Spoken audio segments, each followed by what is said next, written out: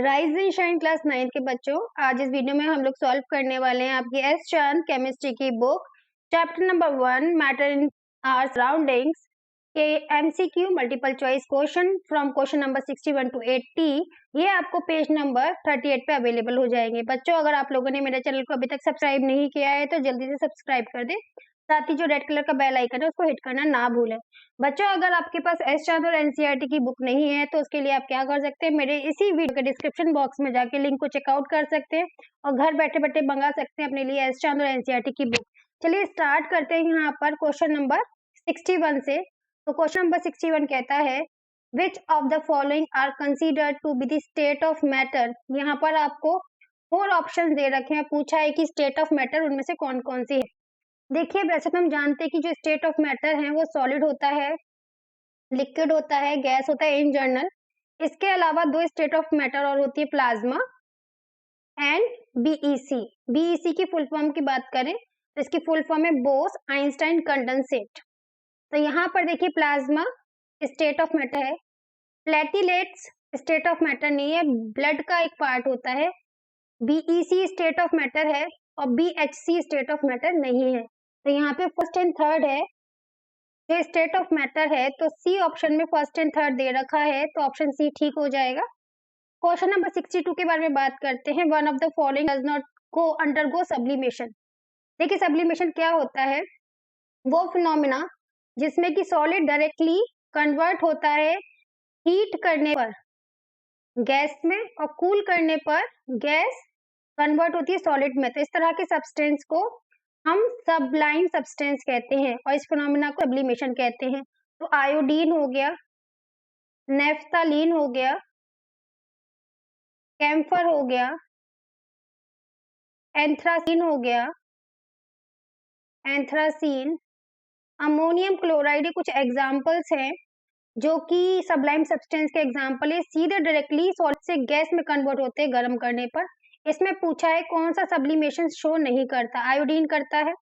Sodium chloride का formula होता है NaCl, ये कॉमन सॉल्ट के नाम से भी जाना जाता है। तो ये जो कॉमन सॉल्ट है ये आपका सबलाइम सब्सटेंस नहीं है, ये डायरेक्टली सॉलिड से गैस में कन्वर्ट नहीं होता, पहले लिक्विड में होता है फिर गैस में होता है ऑन हीटिंग। तो बी ऑप्शन यहाँ पे ठीक हो जाएगा। Question number 63, which of the following process और प्रोसेसेस रिलीज हीट।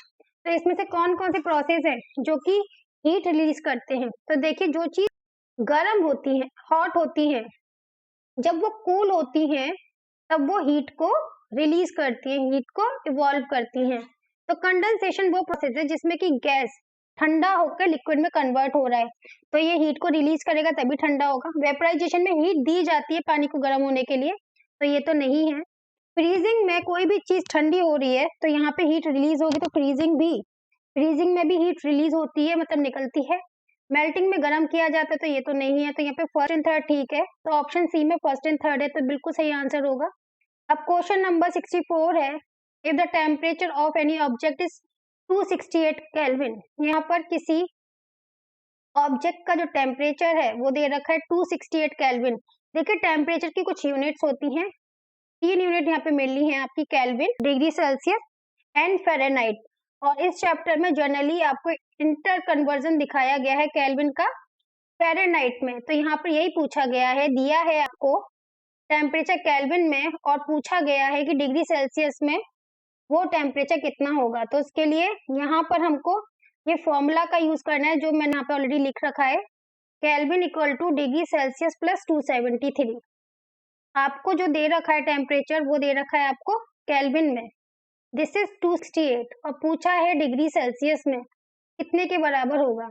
तो डिग्री सेल्सियस इधर रह जाएगा और 273 में से हम लोग 268 को माइनस 273 उधर जाने पर 268 प्लस में है, तो जब इसको हम सॉल्व करेंगे तो ये आ जाएगा -5 डिग्री सेल्सियस।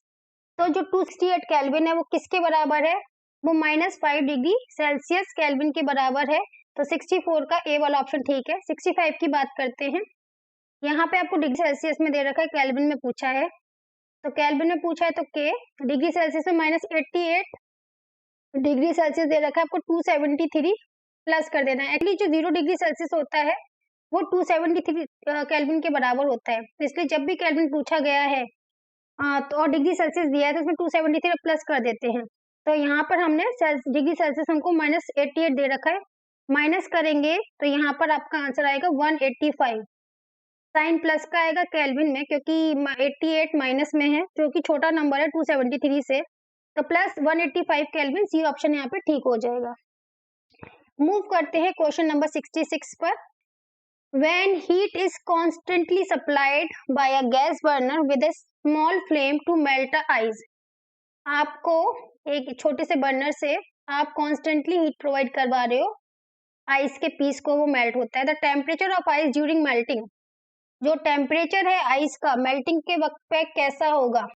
तो देखिए क्या होता है, अगर हम बात करते हैं मेल्टिंग की तो वो 0 डिग्री सेल्सियस से 4 डिग्री सेल्सियस तक मेल्ट होना स्टार्ट हो जाती है। जब टेम्परेचर बढ़ा रहे हैं तो हम ये देखते हैं कि टेम्परेचर इंक्रीज नहीं होता है। क्यों नहीं होता? क्योंकि जो सॉलिड के मॉलिक्यूल्स होते हैं बहुत पास पास होते हैं, तो इन मॉलिक्यूल्स को जब लिक्विड में कन्वर्ट होना होगा तब इनके मॉलिक्यूल दूर दूर हो जाएंगे। तो जो स्टार्टिंग में हम जो एनर्जी दे रहे हैं, जो भी टेम्परेचर दे रहे हैं, वो सारी की सारी एनर्जी इन मॉलिक्यूल्स को दूर दूर करने में जा रही है। क्योंकि एक जगह एनर्जी जा रही है तो टेम्परेचर बढ़ेगा नहीं, वो इनके मॉलिक्यूल को दूर दूर करने में जा रही है। तो सही आएगा does not increase at all, temperature does not increase at all. फिर 67 पूछा गया है, when water at 0 degree Celsius freezes to ice to from ice at the same temperature of 0 degree Celsius, मतलब ये बता रहे हैं कि जो पानी है वो फ्रीज होता है 0 डिग्री सेल्सियस पे। बर्फ का जो टेम्परेचर है वो भी 0 डिग्री सेल्सियस है और पानी का भी टेम्परेचर यहाँ पे 0 डिग्री सेल्सियस है। Then it absorb some heat, release some heat, neither absorb और रिलीज हीट और absorb exactly this amount of heat. तो देखिए यहाँ पर क्या आएगा आपका, यहाँ पर क्योंकि when water at 0 degree Celsius freezes to ice, पानी का टेम्परेचर 0 डिग्री सेल्सियस था, वो आइस में चेंज हो गया जिसका टेम्परेचर 0 डिग्री सेल्सियस है। तो देखिए क्या होता है, यहाँ पर जो वाटर है इसके मॉलिक्यूल्स थोड़े दूर दूर हैं और आइस के मॉलिक्यूल्स काफी करीब होते हैं। तो सेम टेम्परेचर है, उसके बाद भी क्या हो रहा है, इन मॉलिक्यूल्स को पास पास आने के लिए कुछ ना कुछ एनर्जी रिलीज करनी पड़ेगी सेम टेम्परेचर पे होने के बाद भी। तो यहाँ पे आएगा रिलीज सम हीट। फिर 68 की बात करते हैं, when heat is constantly supplied to a burner to boiling water. Suppose यहाँ पे जो वाटर है बॉइल हो रहा है और इसको हीट जो है कॉन्स्टेंटली प्रोवाइड करवाई जा रही है। Then temperature of water during vaporization, तो वेपराइजेशन के समय पे टेम्परेचर पे क्या फर्क पड़ेगा। तो जैसा कि मैंने अभी बताया था आपको ऊपर कि जो हीट दी जा रही होगी वो वाटर के मॉलिक्यूल को दूर दूर करने में जा रही होगी, ना कि टेम्परेचर बढ़ाने में। तो यहाँ पर भी टेम्परेचर नहीं बढ़ेगा, इसी को जो कि आपके मॉलिक्यूल्स को दूर दूर करने में हीट जारी होती है, उस हिडन हीट को हम लोग लेटेंट हीट के नाम से जानते हैं। किस नाम से जानते हैं? लेटेंट हीट के नाम से, जिससे टेम्परेचर राइज नहीं होता है। तो यहाँ पे does not rise at 69 the latent heat of fusion of ice. तो यहाँ पे लेटेंट हीट का मतलब क्या है? लेटेंट हीट से मतलब है आपका हिडन हीट। क्या मतलब है? Hidden heat. तो यहाँ पर अगर हम बात करें लेटेंट हीट ऑफ फ्यूजन, तो फ्यूजन का मतलब होता है सॉलिड से आपका लिक्विड में मेल्ट होना, सॉलिड का लिक्विड में मेल्ट होना ऑन हीटिंग। तो आइस की बात करें तो आइस किस में हो रही है? वाटर में। तो ये जो मॉलिक्यूल्स को दूर दूर करने में जो हीट लगती है वो कितनी है? पहली बात तो इसका जो यूनिट है वो होता है जूल पर केजी, एंड आंसर है सी वाला, ये आपको लर्न करना पड़ेगा 33.4 × 10⁴ जूल पर केजी। अब 70 की बात करते हैं, the latent heat of vaporization of water is called. जो लेटेंट हीट है वेपराइजेशन का, तो लेटेंट हीट माने आपका हो गया hidden heat.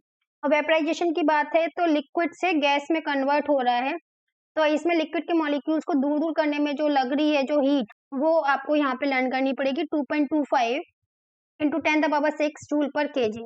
Now question number 71, which of the following set of phenomena would increase on raising the temperature. ये बोल रहे हैं कि कुछ फिनोमेना दे रखे हैं और बोला है कि इनमें से कौन कौन सा ऐसा है जो टेम्परेचर इंक्रीज करने पे वो फिनोमेना भी का रेट है वो भी इंक्रीज होगा। तो पहला यहाँ पे ए ऑप्शन में देखिए डिफ्यूजन दे रखा है।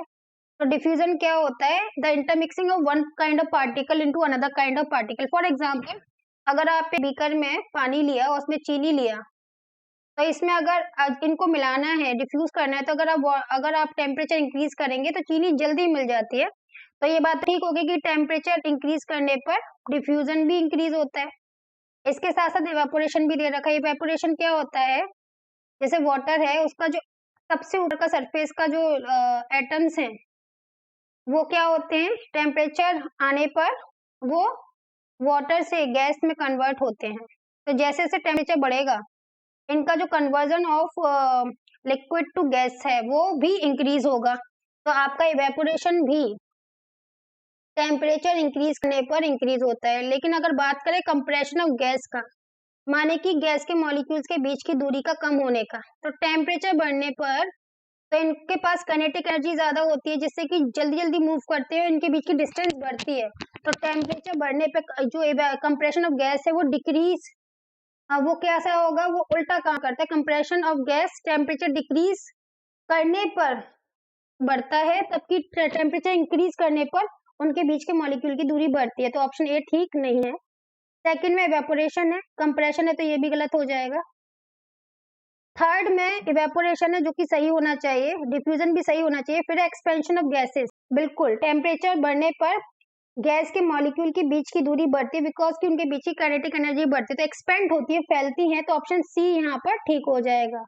फिर है 72, विच of the following represent the suitable condition for liquefaction of gas. अगर आपको गैस को लिक्विड में कन्वर्ट करना है तो उसके लिए चाहिए low temperature and high pressure. तो ये कंडीशन आपने जो भी आपको यहाँ पे ऑप्शन दे रखे उसमें देखना है कि कहाँ पर है। लो टेम्परेचर सही है, लेकिन यहाँ पर हाई आना चाहिए था, प्रेशर तो ये गलत हो गया, हाई टेम्परेचर नहीं होगा। फिर यहाँ पे लो टेम्परेचर हाई प्रेशर दे रखा, तो सी वाला ऑप्शन ठीक हो जाएगा, वो भी क्रिटिकल टेम्परेचर पे होना चाहिए। अब आता है यहाँ पर एमसीक्यू का 73 वाला क्वेश्चन। चलिए जल्दी से इसको भी अब हम लोग कर लेते हैं। ड्यूरिंग समर डेज, मतलब कि गर्मियों के दिनों में, water kept in earthen pot, हम पानी को मटके में रखते हैं। खैर आज का तो रेफ्रिजरेटर आ गया, लेकिन मटके का पानी पीना सेहत के लिए भी अच्छा होता है। Become cool because of the phenomena, actually क्या होता है, ये मटके में बहुत छोटे छोटे से पोर्स होते हैं, जिसकी वजह से जब पानी हम लोग अंदर भरते हैं तो कुछ पानी बाहर आ जाता है, साथ ही भरते वक्त भी हम इसको गीला कर देते हैं। तो क्या होता है, बाहर का टेम्परेचर हाई होने की वजह से जो सरफेस का पानी होता है इस मटके के ऊपर, वो वाटर से वाटर वेपर में कन्वर्ट होता है। तो ये पूरा फिनोमेना कैसे हो रहा है, हीट लेने पर, ठीक है, हीट को एब्जॉर्ब करने पर। ऐसा नहीं है कि सिर्फ बाहर की हीट को एब्जॉर्ब करके होगा, ये मटके के अंदर के पानी की हीट को भी एब्जॉर्ब करके लेके उड़ जाता है। और जब ये हीट को एब्जॉर्ब करके लेके जा रहा है तो अंदर क्या हो रहा है, कूलिंग का प्रोसेस हो रहा है। तो कूलिंग, तो इवेपोरेशन की वजह से क्या होता है, कूलिंग भी होती है। तो ये किसकी वजह से हो रहा है, इवेपोरेशन की वजह से हो रहा है। तो यहाँ पे 73 का डी वाला ऑप्शन ठीक हो जाएगा। 74 है, on converting 25 degree Celsius, 38 degree Celsius, 66 degree Celsius on kelvin scale the sequences. तो इसके लिए आपको नॉर्मली फॉर्मूला यूज करना है, kelvin equal two degree Celsius plus 273, add करके देख लीजिए। पहले दे रखा है 25 डिग्री सेल्सियस, तो ये हो जाएगा आपका 298 केल्विन। फिर सेकंड दे रखा है आपका 38 डिग्री सेल्सियस, इसको अगर आप ऐड करेंगे तो 1 10 1, ये हो जाएगा 311 केल्विन। उसके बाद थर्ड वाला है 273 में 66 को प्लस कर तो 9 13 और 1 339 केल्विन। तो यहाँ पर 74 का जो ए वाला है वही सही आंसर होगा। आपको बस इस फॉर्मूला को याद करना है, conversion of degree Celsius into kelvin और kelvin conversion to the degree Celsius. 75 है the conversion of solid into vapour. Solid से डायरेक्टली किस में आ रहे हैं, वेपर में, बिना लिक्विड में चेंज हुए। तो इस प्रोसेस को हम लोग सब्लिमेशन कहते हैं। तो 75 का सी वाला ठीक होगा। 76, the evaporation of water increases under the following condition. देखिए कुछ कंडीशंस हैं, फैक्टर्स हैं जो इवेपोरेशन को बढ़ाते हैं, कुछ हैं जो घटाते भी हैं। तो अगर टेम्परेचर बढ़ाओगे तो इवेपोरेशन भी बढ़ता है, साथ में अगर सरफेस एरिया बढ़ेगा तो इवेपोरेशन भी बढ़ेगा। इसके बाद सरफेस एरिया के अलावा हमारे पास और क्या हो सकता है, विंड एनर्जी भी है। विंड एनर्जी बढ़ेगी तो इवेपोरेशन भी बढ़ेगा, लेकिन ह्यूमिडिटी एक ऐसा फैक्टर है, ह्यूमिडिटी जिस बढ़ने पर इवेपोरेशन कम हो जाता है। तो यहाँ देखते क्या क्या दे रखा है, increase in temperature obviously the evaporation going to be increase, but यहाँ पे डिक्रीज नहीं, इंक्रीज और सरफेस एरिया आना चाहिए था, तो गलत हो गया ए वाला ऑप्शन। बी दे रखा है increase in surface area, decrease in temperature, यहाँ पे भी इंक्रीज आना चाहिए, तो गलत हो गया। फिर दे रखा है increase in surface area, rise in temperature, बिल्कुल सही बात है, तो सी वाला ऑप्शन ठीक आएगा यहाँ पर। फोर्थ भी देख लेते हैं, एडिशन ऑफ कॉमन सॉल्ट। तो देखिए कॉमन सॉल्ट डालने पर क्या होगा, इम्प्योरिटी डालने पर पानी में उसका जो बॉइलिंग पॉइंट है वो इंक्रीज हो जाता है, तो बॉइलिंग पॉइंट इंक्रीज हो जाएगा तो ऑब्वियसली इवेपोरेशन कम ही होने वाला है, तो एडिशन ऑफ इम्प्योरिटी हमें करनी नहीं है, यहाँ पे सॉल्ट एज इम्प्योरिटी काम करेगा पानी के लिए, तो उसका बॉइलिंग पॉइंट बढ़ जाएगा। क्वेश्चन नंबर 77 से 80 तक रह गए हैं, तो इस वीडियो में हम लोग जल्दी से ये वाला पेज भी कर लेते हैं। 77 है, on converting 308 kelvin, 329 kelvin, 391 kelvin to the degree Celsius sequences. कुछ नहीं करना है, हमें अगेन वही फॉर्मूला यूज करना है, kelvin equal two degree Celsius plus 273। इस बार हमको डिग्री सेल्सियस में कन्वर्ट करना है, तो ये आ जाएगा 273 माइनस केल्विन। तो फर्स्ट वाला हमको दे रखा है 273, तो यहाँ पर हमको क्या करना है, हमको यहाँ पर 308 से हमको एक्चुअली ये बनेगा आपका केल्विन माइनस 273, ठीक है, कि 273 उधर की तरफ गया है, तो यहाँ पर पहला वाला जो ऑप्शन दे रखा है 308 दे रखा है, तो 308 माइनस 273, तो इट्स बिकम 3, तो 35 डिग्री सेल्सियस आ गया।